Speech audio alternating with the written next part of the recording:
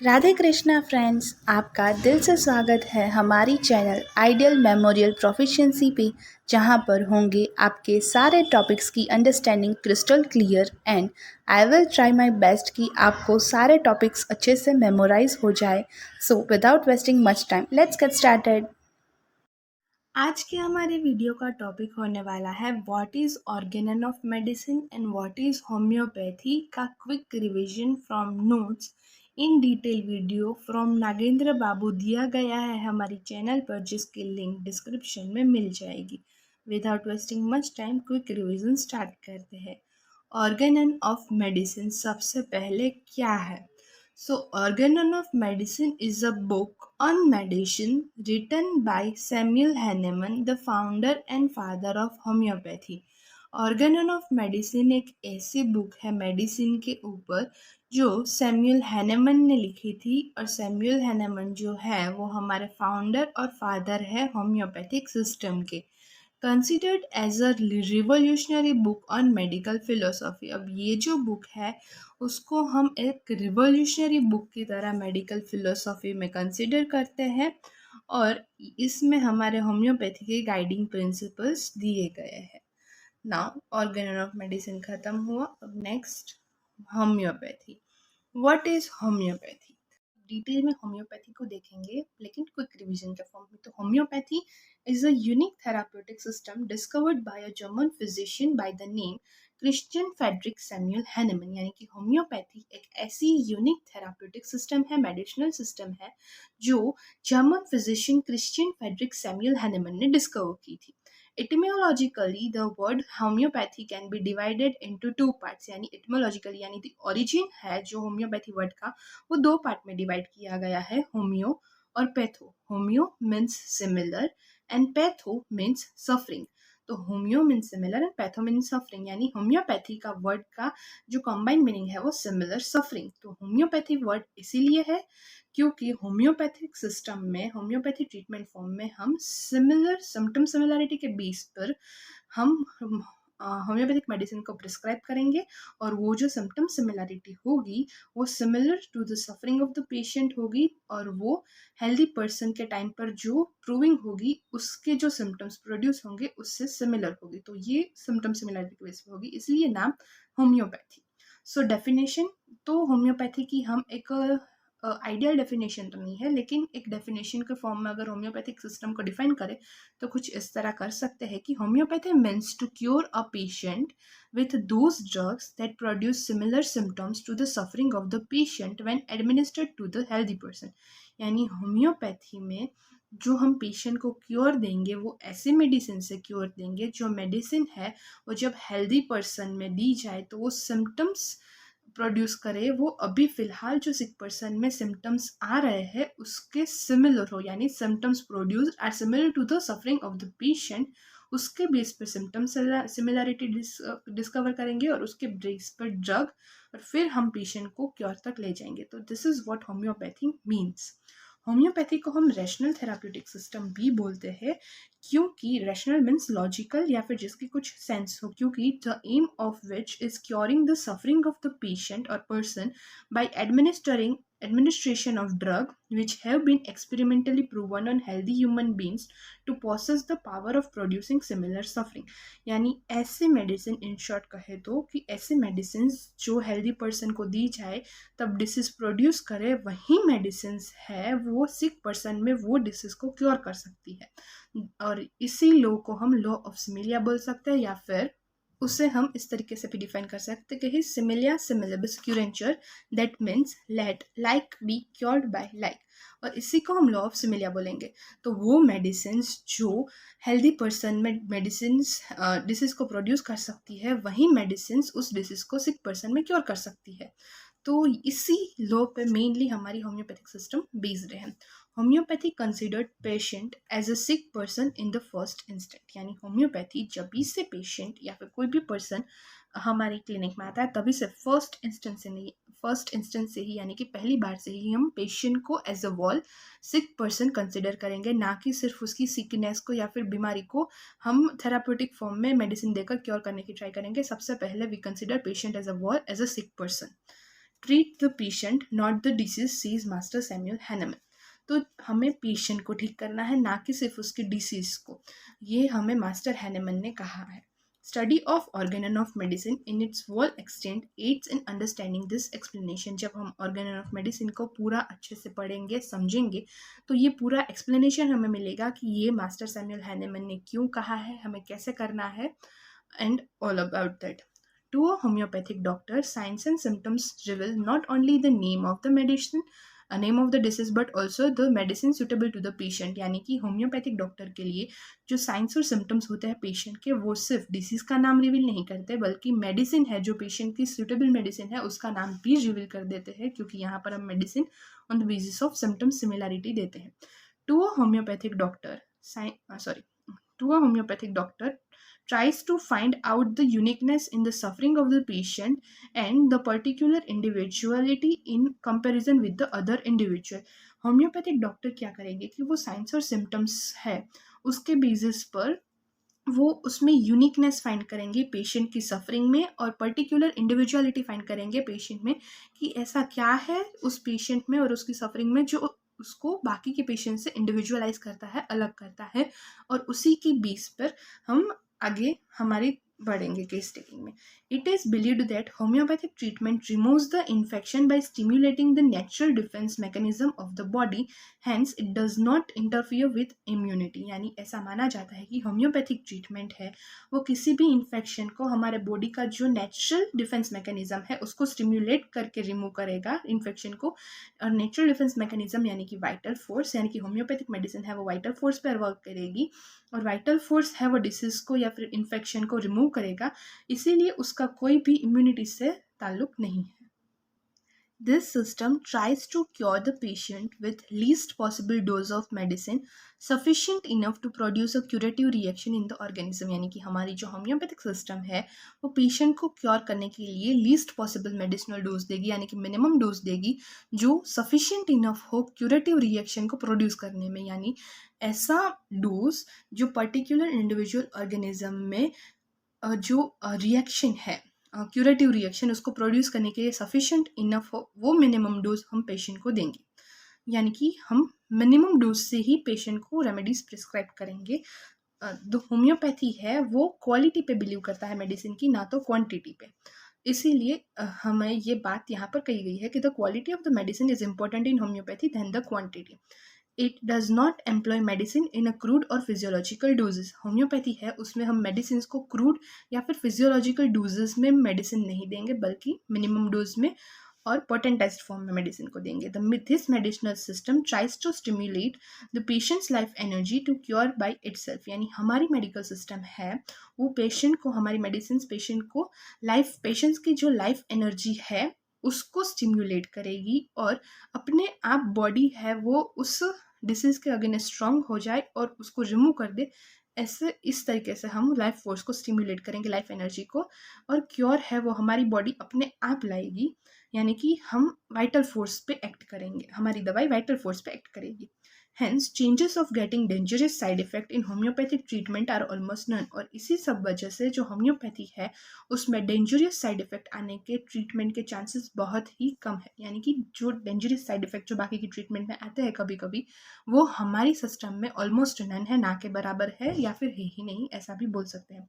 Homeopathy considered a man as a whole, his body and the life force. Homeopathy में हम किसी भी person को एज अ वॉल कंसिडर करेंगे, यानी कि उसकी बॉडी और उसका लाइफ फोर्स, और उसकी बॉडी में उसके मेंटल सिम्टम्स और उसके फिजिकल दोनों सिम्टम्स को कंसिडर करेंगे।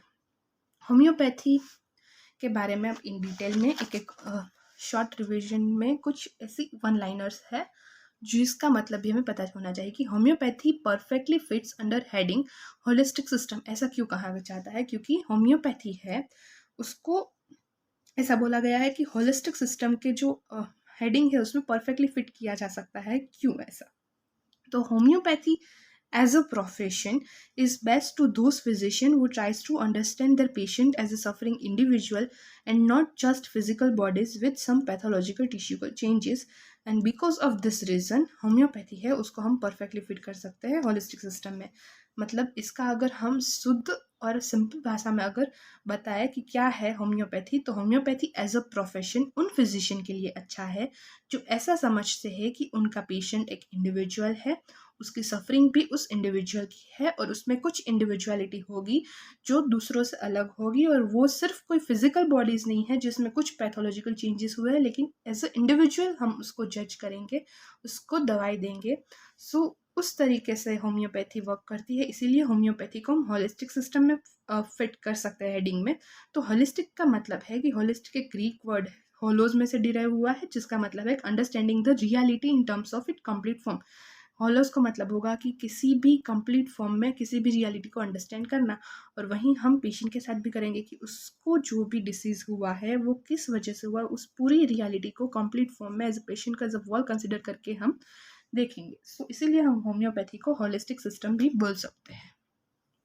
Homeopathy follows constitutional approach in treating the patient, यानी होम्योपैथी में किसी भी पेशेंट को ट्रीट करने के लिए हम कॉन्स्टिट्यूशनल अप्रोच वे में हम उसकी केस टेकिंग करेंगे। तो कॉन्स्टिट्यूशनल अप्रोच यानी कि एक पर्सन का पूरा कॉन्स्टिट्यूशन के फॉर्म में हम केस टेकिंग करेंगे, यानी कि उसका फिजिकल मेकअप, उसके मेंटल थॉट्स, और वो सब कुछ कंसिडर करने के बाद एक कॉन्स्टिट्यूशनल मिलेगा। वहीं कॉन्स्टिट्यूशन हम एक मेडिसिन में फाइंड करेंगे और उस कॉन्स्टिट्यूशनल वे में हम पेशेंट को ट्रीट करेंगे, इज अ कॉन्स्टिट्यूशनल अप्रोच। तो homeopathy follows constitutional approach in treating the patient.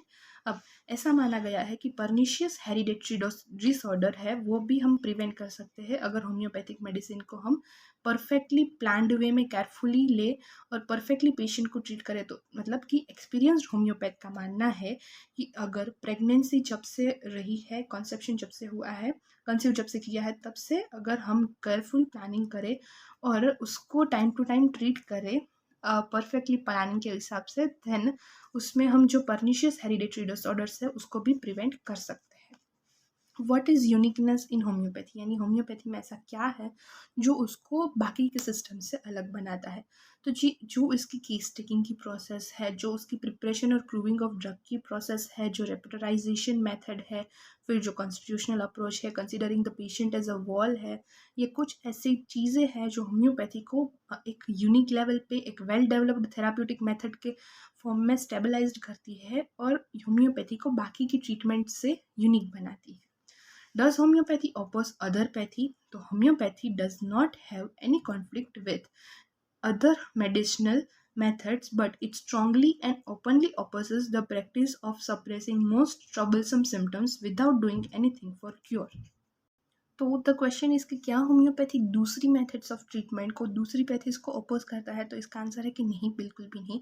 Homeopathy है उसको कोई भी मेडिसिनल मेथड से कोई भी प्रॉब्लम नहीं है, लेकिन वो सिर्फ स्ट्रांगली और ओपनली अपोज करती है ऐसी मेडिसिनल प्रैक्टिस को जो किसी भी ट्रबलसम सिम्टम को सप्रेस या पैलिएट करते हैं without doing anything for cure, यानी क्योर के लिए कुछ भी किए बिना डायरेक्ट सिम्टम्स को सप्रेस या फिर पैलिएट करने के खिलाफ है होम्योपैथी। बल्कि homeopathy also supports and advocate the surgical procedures and supportive therapies where there is no time for medicines to act and to treat, and there is threat of the patient life exit. For example in the case of acute poisoning, यानी homeopathy है वो कई बार surgical procedures को और दूसरी supportive therapies को भी advocate करती है या फिर सजेस्ट करती है अगर होम्योपैथिक मेडिसिन के पास टाइम न हो, वो एक्ट करे, यानी कि जो कंडीशन है वो पेशेंट की लाइफ थ्रेटनिंग कंडीशन हो, जीवन पर जोखिम हो पेशेंट के, तब की कंडीशंस पे होम्योपैथी है वो अदर सपोर्टिव बन जाती है दूसरी थेरेपीज के लिए। सो होम्योपैथी वॉज नॉट, और इसका एग्जाम्पल है कि केस ऑफ एक्यूट पॉइजनिंग वगैरह वगैरह। Homeopathy was not invented by Hahnemann. सो क्या होम्योपैथी हैनेमन सर ने इन्वेंट की थी या फिर हैनेमन सर ने डिस्कवर की थी? तो यहाँ पर ऐसा बताया गया है कि होम्योपैथी जो सिस्टम है वो हैनेमन सर ने इन्वेंट नहीं की थी। He discovered the system based on the universally non therapeutic law of nature. Hahnemann sir ने इस सिस्टम को डिस्कवर किया था on the basis of universally non therapeutic law of nature. Invent करना यानी कोई भी चीज़ पहले एग्जिस्ट ही नहीं करती थी और वो हमें बताया इन्वेंट करके, उसे इन्वेंट करना बोलते हैं। और डिस्कवर करना मीन्स कहीं ना कहीं वो किसी ना किसी फॉर्म में एग्जिस्ट करती थी, लेकिन वो एज अ सिस्टम के फॉर्म में नहीं थी, यानी होम्योपैथी को डिस्कवर किया on the basis of therapeutic law of nature, यानी कि नेचर में एक थेरापेटिक लॉ बहुत पहले से यूनिवर्सली नॉन थेरापेटिक लॉ था, सिमिलिया सिमिलिबस क्यूरेंचर, जिसका मतलब है लाइक क्योर्स लाइक। ये नेचर में ऑलरेडी एग्जिस्ट करता था, यूनिवर्सली प्रेजेंट था। हैनेमन सर ने इसमें से ही होम्योपैथिक सिस्टम को डिराइव किया और बताया कि physician of ancient time was were aware of this nature's law of cure. जो फिजिशियंस थे एंशियंट टाइम के, वो इस नेचर्स लॉ ऑफ क्योर से बहुत ही अच्छे से अवेयर थे, लेकिन वो सभी कंडीशंस में एप्लीकेबल नहीं था, तो उसको पूरा यूनिवर्सली एप्लीकेबल बना के होम्योपैथिक सिस्टम को डिस्कवर किया। Hahnemann successfully moulded this curative law, nature's law, and it applied it in curing disease by changing the law from similia similibus curenture to similia similibus curenture। तो Hahnemann sir ने successfully इस law को curative natures law के form में convert कर दिया और फिर डिसीज को क्योर करने के लिए इस लॉ को थोड़ा बहुत मॉडिफाई करके चेंज कर दिया, सिमिलिया सिमिलिबस क्यूरेंचर। यहाँ पर ए और यहाँ पर ई, जो पहला वाला है उसका मतलब है कि like cures like has been changed to the another law, similia similibus curenture, that means let like be cured by like। This is all about in short what is homeopathy and Hahnemann ने कैसे इसको discover किया। सो अब criticism made by Hahnemann sir against allopathic system. तो जो organelle of medicine book है उसमें कुछ क्रिटिसिज्म भी किया गया है एलोपैथिक सिस्टम के खिलाफ, तो वो क्यों हुआ उसका reason. The reader must remember that the criticism made by Hahnemann sir in this book against allopathic system was relevant to his period, यानी कि इस बुक में यानी कि ऑर्गेनल ऑफ मेडिसिन में जो हैनेमन सर ने क्रिटिसाइज किया है होम्योपैथिक सिस्टम को, एलोपैथिक सिस्टम को, और होम्योपैथिक सिस्टम के जो फायदे बताए हैं उसमें से जो एलोपैथिक सिस्टम का क्रिटिसिज्म है वो उस समय उस दौरान रिलेवेंट था, अब बिल्कुल ठीक था, क्योंकि allopathic system was very cruel and irrational in those days. बहुत ही ज़्यादा क्रूअल और इरेशनल सिस्टम था उस समय। Reading the book lesser writings the collective work of Hahnemann would be give us an idea about the cruel method practice by allopaths during that time. अगर आपको in detail जानना है कि वो क्रूअल प्रैक्टिस या फिर वो कौन सी मेथड्स थी जो उस समय एलोपैथ्स यूज़ करते थे, तो उसके लिए आपको इन डिटेल में लेजर राइटिंग्स जो हैनेमन ने लिखे थे वो रीड करने पड़ेंगे। वो आपको आइडियाज़ दे सकते हैं कि what are the cruel practices और method of practices used by allopaths at that time. Today, no doubt, allopathic system has rectified most of its cruel method to a great extent। आज no doubt allopathic system है वो बहुत ज़्यादा modify हो चुका है, बहुत सारे करेक्शंस हो चुके हैं उस क्रूअल मेथड में, बहुत ज़्यादा अच्छे हद तक। तो लेकिन वो एलोपैथिक के कुछ साइड इफेक्ट आज भी है, लेकिन उतने नहीं जितने उस टाइम पे थे। Doctor Dudgeon, translator of the 5th edition of Organon of Medicine from German to English, remind us that his means Hahnemann's denunciation of the practice of old school, that is allopathy, though quite deserved when he wrote are not applicable to the present condition of allopathic medicine। यानी 5th addition को translate करते समय उन्होंने भी लिखा है कि Hahnemann sir ने जो एलोपैथी के खिलाफ जो डिनाउंसिएशंस दिए थे, जो स्टेटमेंट्स दिए थे, उसको बताते हुए कि ये साइड इफेक्ट्स है या फिर ये चीज़ें एलोपैथी में नहीं होनी चाहिए थी या फिर ख़राब है, वो सारी चीज़ें एलोपैथी की उस समय के लिए वो डिजर्वेबल थी कि वो ठीक थी, लेकिन वो अभी प्रेजेंट कंडीशन में एलोपैथिक मेडिसिन के सिस्टम में एप्लीकेबल नहीं होगी। वो 5th एडिशन में ऐसा ट्रांसलेट करते समय डॉक्टर ड्यूडजन ने हमें बताया है। तो यहाँ तक हो गया what is homeopathy and what is organelle of medicine, a quick revision video. Thanks. Thank you so much guys for watching this video till now. और अगर आपको ये वीडियो थोड़ा सा भी हेल्पफुल लगा हो, आपको ये वीडियो अच्छा लगा हो, then please like the video, share the video and subscribe to my channel. Thank you.